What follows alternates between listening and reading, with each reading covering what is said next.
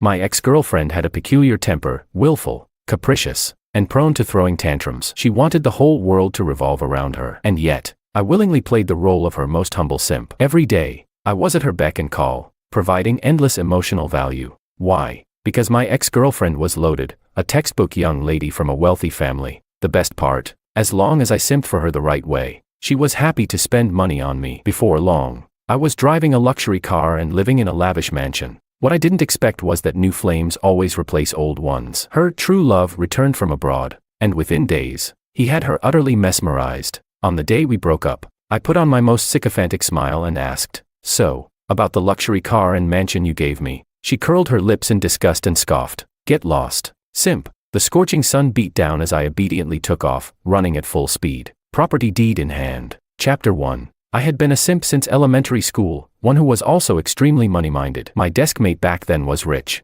with a drawer full of cash and loose change every day. I became her personal bodyguard for $10 a day. Even when she went to the restroom, I would stand guard outside the girls' bathroom. Despite my young age, my piggy bank was overflowing with money. Later, she transferred schools. But thanks to my savings from that gig, I made it through elementary school without financial trouble. By the time I was in middle school, I had ventured into small business. During lunch breaks, I would buy a backpack full of snacks from the convenience store outside school and resell them at a markup during recess. The biggest spender in my class was a guy named David, a typical street-smart tough guy. He was incredibly generous, carrying a few $100 in pocket money every day. I never quite understood why, but during every break, he would spend dozens of dollars on snacks from me, only to distribute them to others for fun. By the end of recess, the floor would be littered with snack wrappers, and he would order me to clean up, paying me $20 per sweep. Naturally, I was diligent. Every day, I followed him around, running errands like a loyal lackey.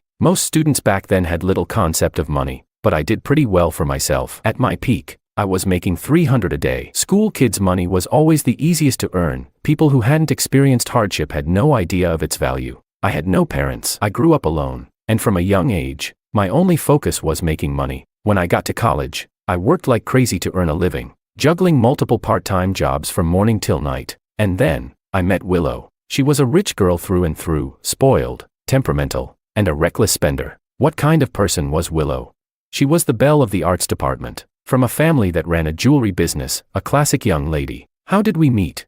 I was the head of the disciplinary committee, and this was the 12th time I had caught her skipping class. Her advisor, glaring at the attendance sheet, gritted his teeth and said, "Just because she's rich doesn't mean she gets a free pass. Don't bother covering for her." Since the instructor had spoken, I had no choice. I continued marking her absent every day. Eventually, right before the holidays, she stormed into my office. She looked down at me from her high horse and demanded, "What's the deal with you?" I sighed helplessly. "Sorry, there's nothing I can do." She scoffed. "Nothing you can do? Ever thought of finding a way?" She lounged on the couch, looking at me with irritation. In the end, I did find a way. I ran around campus, pulling some strings, and got her problem sorted out. Willow was very pleased with my loyal dog performance. Apparently, she was in such a good mood, and saw how poor I was, that she casually took off her bracelet and handed it to me. A $30,000 bracelet. I bowed to her with the utmost reverence and started greeting her morning and night. Then, one day, she asked me, "Are you trying to pursue me?"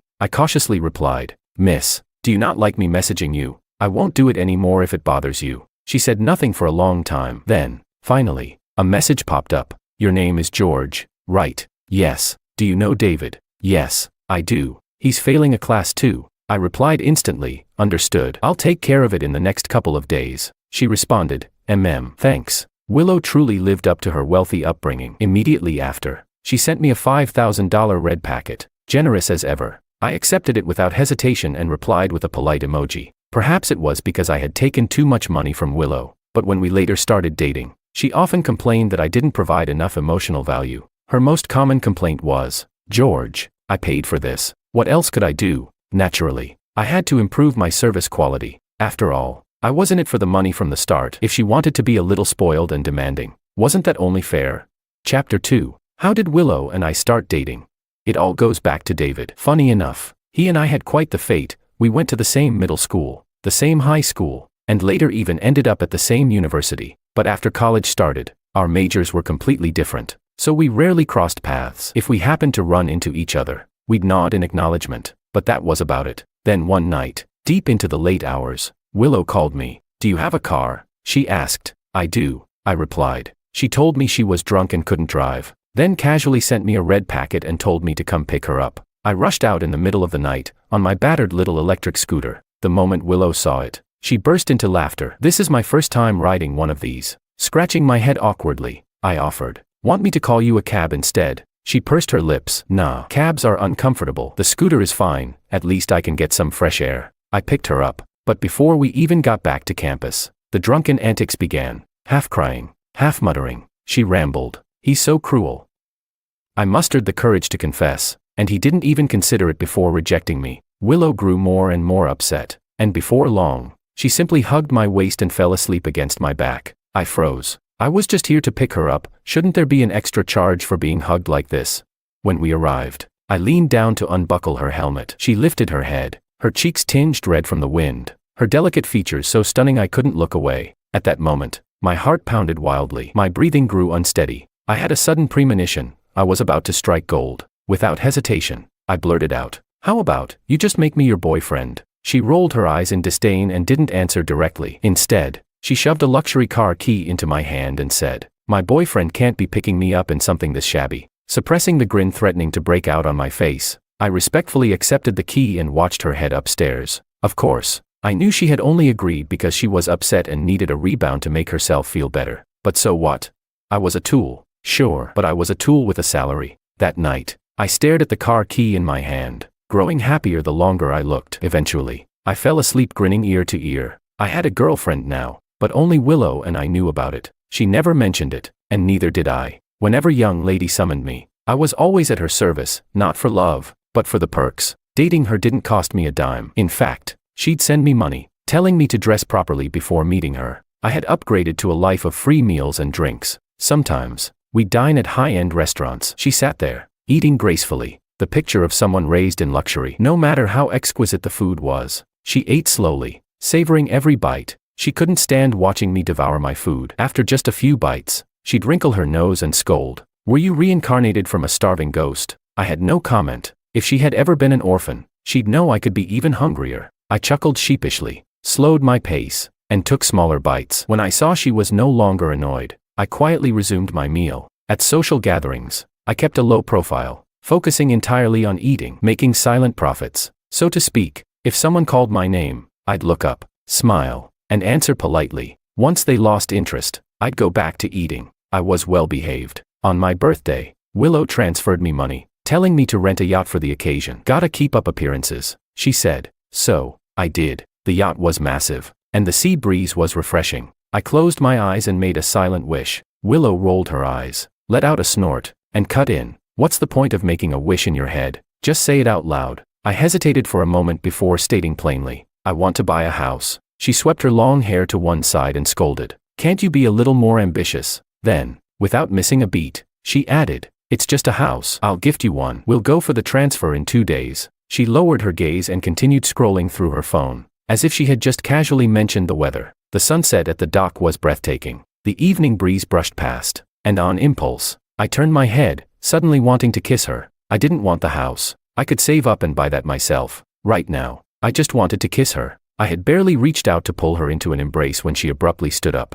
She had received a voice message. I didn't catch what it said, but she frowned slightly and muttered, "It's getting cold. Take me back." Night had fallen. Without waiting for my response, she got off the yacht and left in a hurry. Later, when I got back to the dorm, I found out that David had dislocated his shoulder while playing basketball and had been sent to the hospital. I leaned over just in time to see a photo someone had taken at the hospital. Willow was standing right there beside him. I suddenly remembered the cake I had left unfinished. After a long pause, I let out a yawn, grabbed my phone, and climbed into bed. Chapter 3. For a few days, Willow was busy, and I didn't message her either. Then came the day David was discharged from the hospital. Willow texted me, asking me to join her on an outing, a mountain hike. When we got there, I realized they had come in 2 cars, with exactly 8 people. I was the 9th. I froze for a moment. Everyone was already seated, and no one said a word. The awkwardness was almost tangible. But since I was already there, it felt even more awkward to turn around and leave. Willow glanced at me, frowned, and then shifted her gaze toward a nearby sightseeing shuttle. David reached out and grabbed my arm. "Hop in, man. We can squeeze together." He was sitting in the back seat, and there was a bit of space. But he had only just gotten out of the hospital and was clearly not feeling his best. I quickly shook my head and smiled. It's fine. I'll just take the shuttle. It goes all the way up anyway. David looked at me for a long moment before finally letting go. Their cars drove off, leaving me alone in a pavilion. It wasn't peak tourist season, so there weren't many people around, just me, waiting by myself. After a long while, the shuttle arrived. I boarded it, and by the time I reached the summit, the group had already started their cookout. They were all rich kids, second-generation wealthy types, most of whom I didn't really know. Maybe I'd dined with one or two of them before. I found a corner and sat there from noon until late afternoon. They were grilling skewers. Occasionally, someone passed me one, and with the nice view all around, I ate until I was half full before taking in the scenery. I thought it might be nice to go exploring with Willow. Trying to be helpful, I approached her with a smile, telling her I planned to walk around and asked if she wanted to join me. But she seemed preoccupied and wouldn't even look at me. She just shook her head. The mountain air was refreshing. Coming from an orphanage background, I rarely got the chance to travel or have fun. I wandered around for nearly an hour, guessing they'd be done eating soon. Then I headed back, but what greeted me was not what I expected. The campsite was empty. Everyone was gone. In that instant, I realized that no matter how thick-skinned you are, there's a limit to what you can endure. It was already dusk, and the shuttle had stopped running. I had no choice but to walk down the mountain. With the sun setting behind the hills, there I was, alone on the winding paths. Halfway down, my phone died. Hanging my head, I took it step by step. The path reminded me of the time I ran away from the orphanage as a child. Same dim light, same gradually blurring surroundings, until they vanished into an impenetrable darkness. I couldn't find my way home back then, and my father never returned. Lost in thought, I missed a step and nearly slipped off the edge. My heart hammered in my chest, and I blurted out, "Willow," but all I heard was my own echo reverberating through the mountains, followed by silence. I sighed, unable to fathom why she was acting so stubborn. Steeling myself, I got back up. The moonlight filtered through the darkness, guiding my way along the narrow trail. I walked the entire night, thinking all the while. When morning finally came, I spotted a bus stop. The driver helped me charge my phone a little, and he nearly jumped when he saw how disheveled I was. "What happened to you?" he asked, alarmed. "Did you get hurt on the mountain? Why didn't you call 911? I waved my dead phone. "I forgot to check the battery. It died on me," he sighed. "Next time, let your family know before you head out. If you go missing, they'll at least know to call the police." I had no one to call. Not really. I just smiled. "Right. Thanks, sir." Only when my phone finally powered on did I see Willow's message from the night before. "Well, keep wandering if you want. I'm leaving first." I let out a wry laugh, slumped into the back seat of the bus, and fell fast asleep. Chapter 4. We continued meeting up for dates and meals every few days, and I kept providing her with endless emotional support, until one day, she apparently remembered what she'd said on my birthday. She actually transferred the property ownership of a small apartment to me. It wasn't very large, 2 bedrooms and a living room. Never lived in, and probably worth next to nothing in Willow's eyes. But to me, the day I got the deed, I felt an overwhelming urge to kneel on the spot in gratitude. She rolled her eyes and muttered, "Is it that big of a deal? It's just a tiny apartment. Can't you have a bit more ambition?"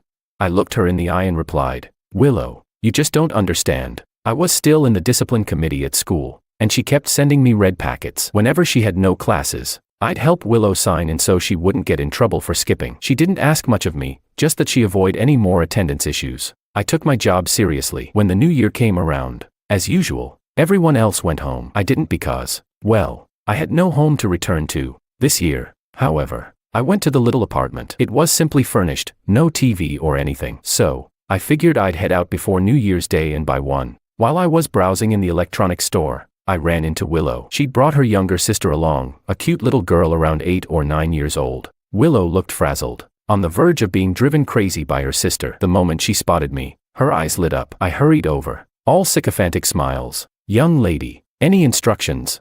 she asked. "Do you know how to fold paper cranes?" I nodded. "Piece of cake," she said. "Then teach her, will you?"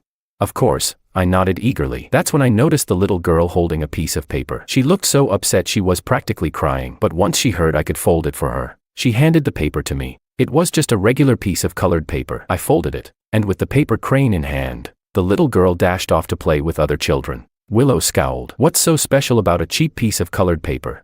I said. "If someone truly loves something, no matter how cheap it is, it's still a treasure." She let out a snort. "So, you're here shopping?" I smiled. "Yeah, planning to buy a TV," she said. "Then take me along. I've got a card in my bag." With that, She handed me her purse and shopping bags to carry. The meaning was obvious. Young lady was going to buy me a TV. I accepted with gratitude flooding my chest. Thank you, Willow. She huffed proudly. The TV was great. Willow was great, too. Still, the two of us didn't quite qualify as boyfriend and girlfriend, maybe just friends, or acquaintances. I was a junior now, already 21. That New Year's Eve, I made dumplings all by myself and watched the fireworks outside. The street was full of young people running around with fireworks in hand. I mingled among them, carrying my own fireworks to the riverside and watching them light up the sky. Back at the orphanage, every New Year's Eve, we'd finish dinner early and head to bed. No one could sleep, though, because we all waited for midnight. When the fireworks started outside, we'd crowd around the small window and watch. At first, only one kid would cry. Then, everyone would start crying silently, tears tracking down our faces as we gazed outside.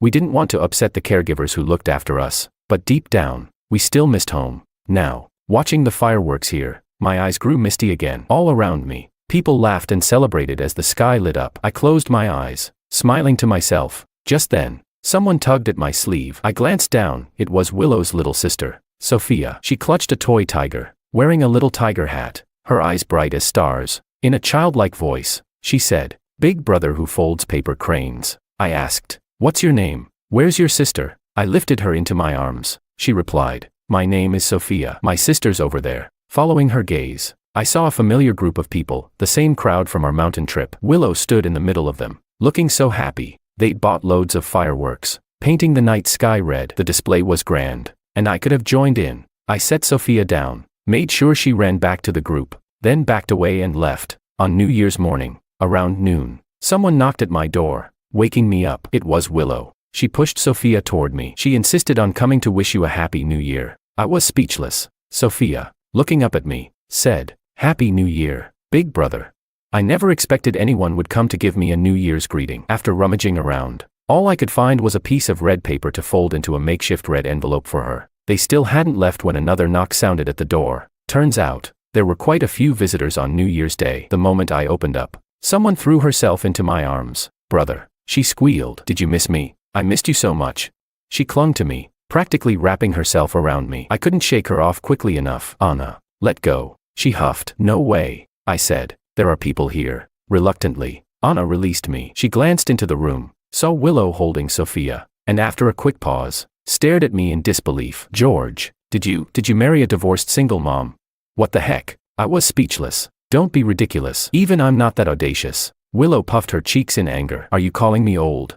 Anna rolled her eyes and leaned toward me, whispering, "Who is she, George?" That bossy tone. If I didn't know better, I'd think she was your mom. I was at a total loss for words. Chapter 5. I rubbed my temples and explained. "This is my friend, Willow, and her little sister, Sophia. And this is Anna, who's my adopted kid sister from the orphanage. We're as close as real siblings." Anna pouted. "Brother, why is it a biological sister? Can't I be a lover sister instead?"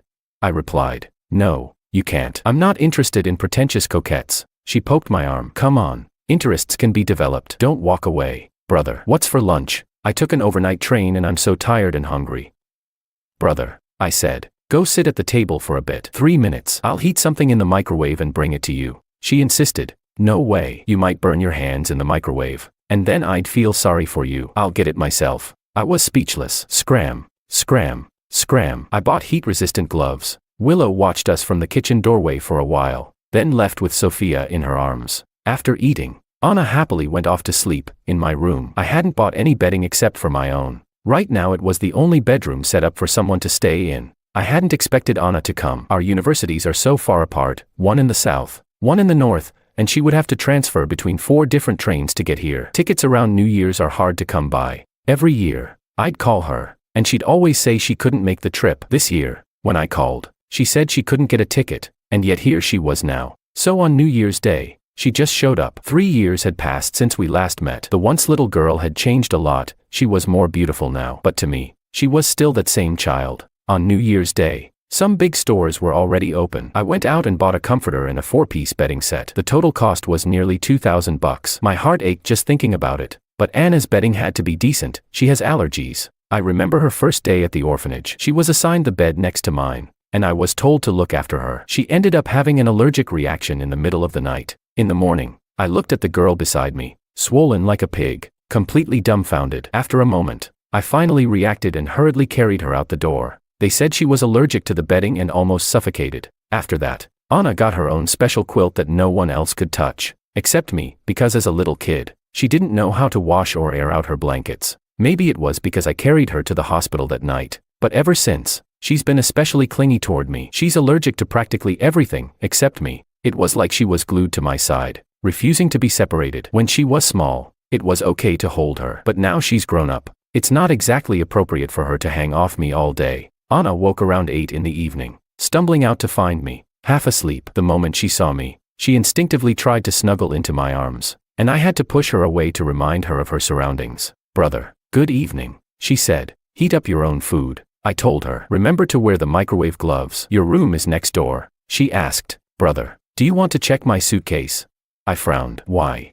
She said. I brought you a present I made myself. Curious, I opened her small suitcase. Inside was a neatly folded scarf. Brother, Happy New Year, she said. I looked at the scarf and smiled. Happy New Year, she added. There's also a bank card hidden inside. The pin is your birthday. Confused, I blurted. Why are you giving me this? What are you trying to do? It's really not necessary, she insisted. Brother, you must take it. It might not mean much to you, but it's very important to me. It's not because I'm in love with you. It's because if you ever want to get married but can't afford the dowry, at least I could help. Even if you don't marry me, I'll always be your family. Brother, I haven't visited you all this time because I didn't have the money. I was afraid I couldn't gather enough for your bride price and wouldn't dare see you. Brother, finally, I can come. It's been years. I've missed you so much. Biting my lip, I said, take your card and get back to your own room. She teared up, choking on her words. Brother, are you planning to give me the bride price? That's so touching. I was speechless, my head buzzing.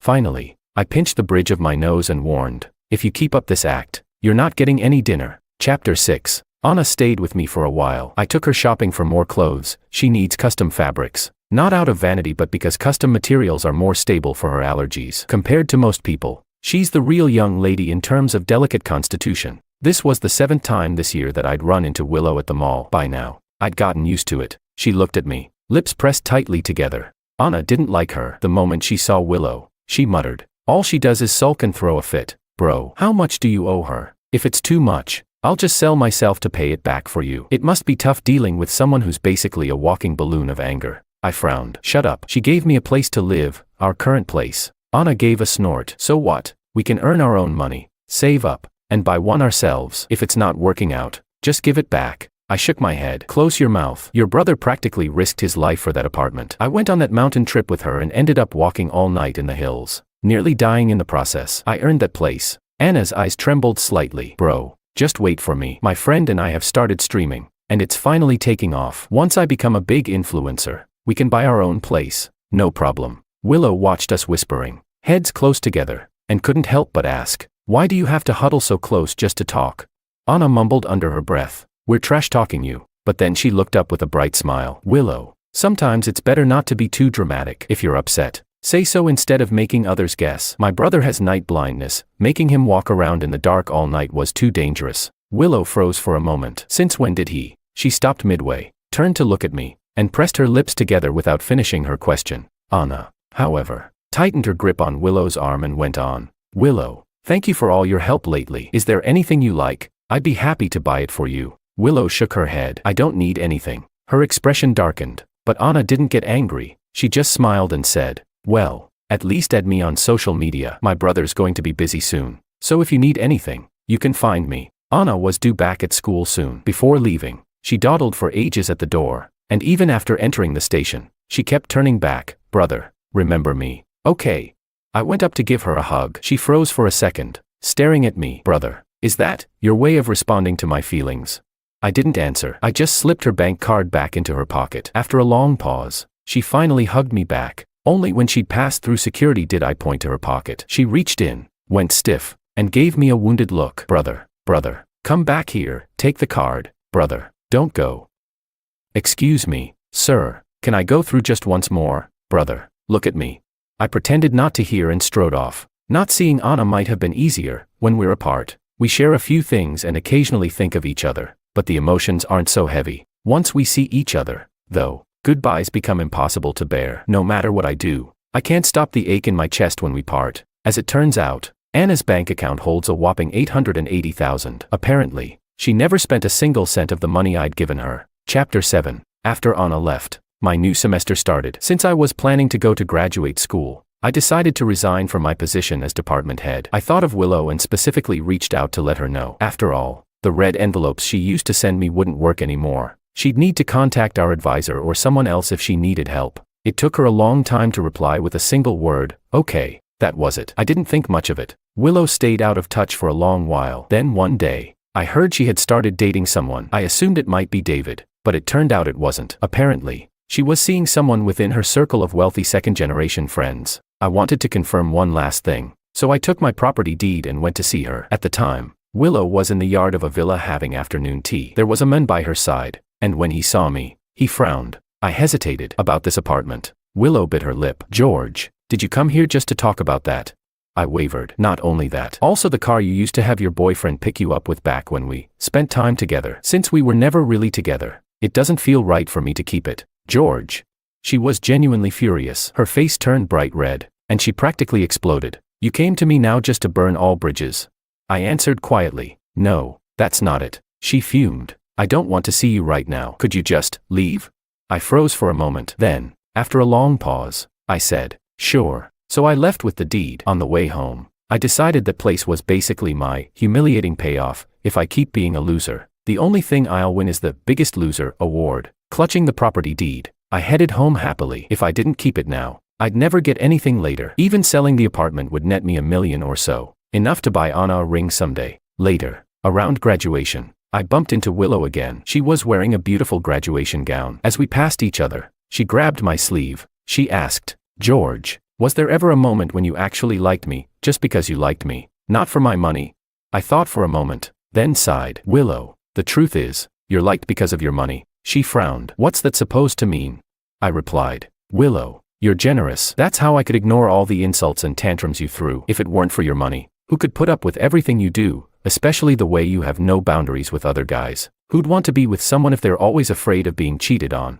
To be honest, when a woman willingly spends money on a man, it often creates the illusion that she must be head over heels in love with him. So, when you gave me those things, I fell for that illusion. I thought you had to like me, but I soon understood that none of it really mattered to you. You just don't have a sense of money. It was like throwing a bone to a dog. I get it, but real love shouldn't be like that. Real love isn't about feeling like the other person owes you, so you can throw a tantrum anytime, anywhere, without caring about their feelings. Even when I was stranded on that mountain all night, you didn't realize anything was wrong. I hardly know anyone in this city, and the moment I nearly slipped down the mountainside, the first person I thought of was you. I kept telling myself Willow was just acting spoiled and would come find me if I didn't call for a whole night. Maybe my phone died and we missed each other's messages. But the more I walked, the more disappointed and chilled I felt. By dawn, when I saw the bus station, it finally sank in. We were only in it for what we could get from each other. Willow held onto my hand and didn't let go, wrinkling my sleeve, and I heard her soft, tearful explanation.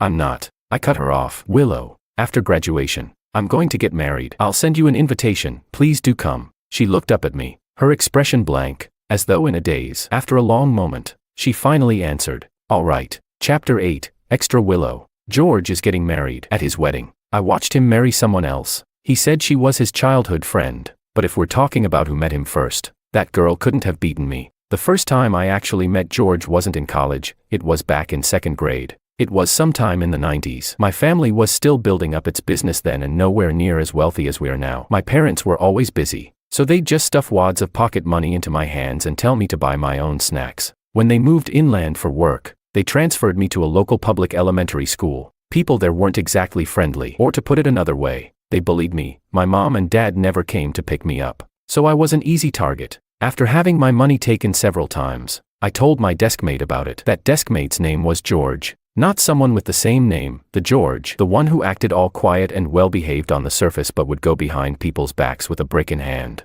He told me he could protect me. The first time he got into a fight for my sake, I paid him 20 yuan. After school that day, he grabbed a brick and got into it with those boys. By the end, he had a foot on one of them, was holding 2 more by the shirt, and forced them to apologize before letting them go. Then he went home happy with the 20 yuan I gave him. The second time he fought, I paid him 80. Not because he demanded more but because that time, he pulled off something even bolder. Those bullies had enlisted some local dropouts to ambush me outside the school gates. I was still just a little kid, and I felt sure my life was over. I was terrified. Then George showed up again, wielding a toilet scooper from the bathroom used for cleaning out waste. At first, he only threatened them with it, swinging it around. So they kept their distance, but they wouldn't actually back off or let us leave. Finally, George got fed up, went straight into the bathroom, and scooped out a heaping ladle of human waste. The group freaked out, all yelling, "Don't come any closer." He didn't. He just started flinging it at them. The stench. That day, the entire school erupted. The administration told everyone to bring a parent in. That's when George looked at the teacher and said with a smile, "I can write as many self-criticisms as you need, but I'm from the orphanage. I don't have parents." I froze. That was the moment I realized, he's an orphan. I tried to defend him, saying he was just being heroic. My parents arrived, and they said the same thing. In the end, George didn't have to write any self-criticisms or call any parents. Instead, he got a 500 yuan reward. Granted, that reward came from my family's pocket. Afterward, George came back to me and asked if I could keep paying him to be my bodyguard. I asked, "But didn't I just give you 500? He shook his head. The school handed that money straight to the orphanage. I'll never see any of it. So I went on a spree of buying snacks and meals for him, giving him plenty of money. But soon after, I had to transfer schools. Before transferring, I found a neighbor and gave him my favorite toy, asking him to look after George for me. That neighbor's name was David, and he really did keep an eye on George. As for me, I went abroad for a long time, long enough that I nearly forgot all of this. I left the country at 9 years old and didn't come back until I was 18. By then, I felt completely out of touch with everything here. Unlike most people, I never took the 9-year Gaokao track. I was an exchange student. I always felt above everything here. I skipped classes, until they told me I might not graduate. My dad scolded me. So in the end, I showed up at the student council. That's when I saw him. At first, I only felt he looked familiar. That memory was buried deep inside me. I couldn't quite place it. All I could see was that he loved money, exactly the kind of person I hated most. And yet, something about him intrigued me. I looked for excuses to see him. Watching him eat made me weirdly happy. I remember being really happy, too. On the night we celebrated his birthday, the moment he looked at me, my cheeks warmed up. My heart felt like he'd pulled on it, throwing it off beat. George took on a bunch of part-time jobs, but his grades never seemed to slip. He was amazing, good at everything, handling problems quickly and efficiently. He always had solutions. I'll never match that, no matter what. I realized how capable he was, but I got mad at him anyway. Why couldn't he just dedicate himself to cheering me up? Why care so much about studying and working? But I never said a word. I wanted him to figure out my feelings on his own. During that mountain trip, I was in some inexplicable snit. If he was so capable, he could have just stayed strong and come after me. I was waiting for him to realize I was upset and come coax me to make up. I never considered that his phone battery might have died, or that he'd end up spending the whole night alone in the darkness of the mountain. After that day, he seemed to drift further and further away from me. He never looked at me the same way again, but I thought, this jerk loves luxury cars and fancy homes best, so giving him an apartment should be the easiest way to hold on to him. He owed me. I threw him a bone, so he should keep groveling at my feet, right?